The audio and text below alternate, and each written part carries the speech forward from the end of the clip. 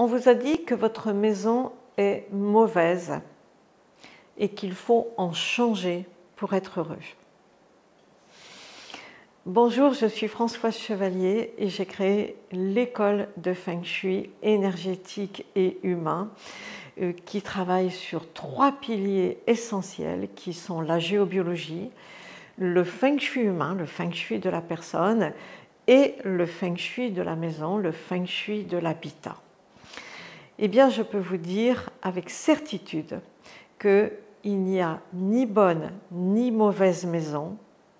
Il y a des maisons à travailler. C'est quelque chose que j'entends très souvent parce que ça a été dit. Ça crée des drames, ça crée des problèmes importants. Je vais vous raconter tout de suite une histoire parce qu'elle me tient à cœur.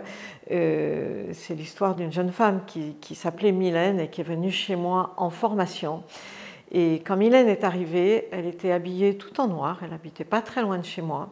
Elle était toute vêtue de noir, très triste et très, très renfermée.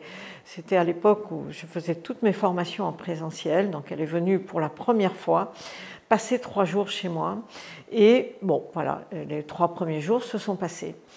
Et puis, 1 mois plus tard, elle est revenue pour la 2e fois. Et là, j'ai vu arriver Mylène, toute pimpante, avec une jolie robe, avec de la couleur, du rouge à lèvres. Et je la vois descendre de sa voiture. Et je lui dis, dis donc, tu as l'air en pleine forme. Et elle me dit, oui, il faut que je te raconte. Et elle me raconte. Et elle me dit son histoire. Avec son mari, ils ont fait construire une maison nouvelle. Ils ont déménagé. Emménageant dans sa nouvelle maison, elle se dit, il faut que je mette le Feng Shui dans ma maison pour que tout soit parfait, que tout soit bien. Et elle va en formation. Et le monsieur auprès de qui elle va en formation lui dit, ah bah oui, c'est dommage Mylène, mais c'est dommage, tu viens d'emménager, mais la maison que tu as ne te convient pas. Cette maison n'est pas faite pour toi, tu n'y seras pas heureuse. Elle n'a pas osé en parler à son mari. Elle ne savait pas quoi faire.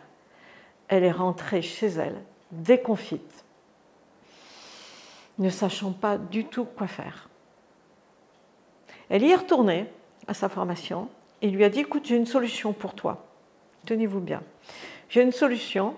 Vous videz votre maison avec votre mari, vous déménagez, vous partez en location. Vous partez 3 mois en location. Et vous revenez en revenant par la bonne direction par rapport à la porte d'entrée de votre maison. Bon. Là, elle n'en a toujours pas parlé à son mari, ne sachant pas quoi faire. Et c'est là qu'elle est venue chez moi. Et on a commencé à travailler sur sa maison. Et enfin, elle a pu en parler à son mari, dédramatiser et travailler autrement, avec des directions autrement, des directions symboliques, en travaillant sa maison autrement. Et depuis, elle vit dans sa maison et tout va très bien. Mais voyez à quel point ça peut aller loin et à quel point on peut faire du mal à quelqu'un, à quel point ça peut être dramatique. Alors par contre, on a des maisons qui sont plus difficiles que d'autres à travailler. Certaines maisons sont situées dans des endroits difficiles, une maison par exemple près d'un cimetière ou au fond d'une impasse va demander des soins particuliers, on va y amener beaucoup de lumière parce que l'énergie rentre dedans, par exemple au fond d'une impasse mais ne ressort pas, donc on va l'activer. Si elle est près d'un cimetière, on va mettre beaucoup de lumière dessus.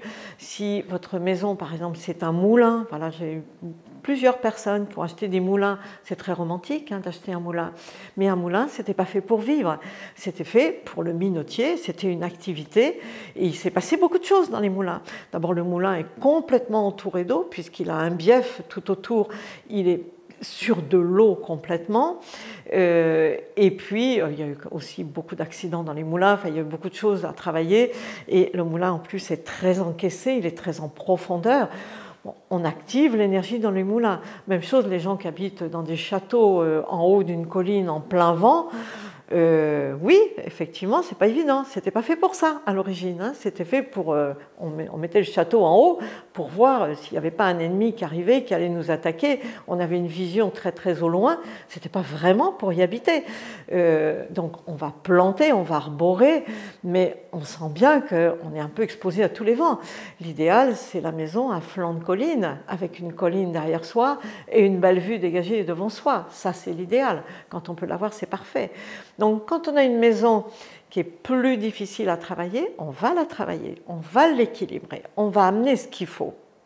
Par contre, j'ai remarqué que quelquefois, au bout d'un certain temps, la maison est bien activée, tout va bien.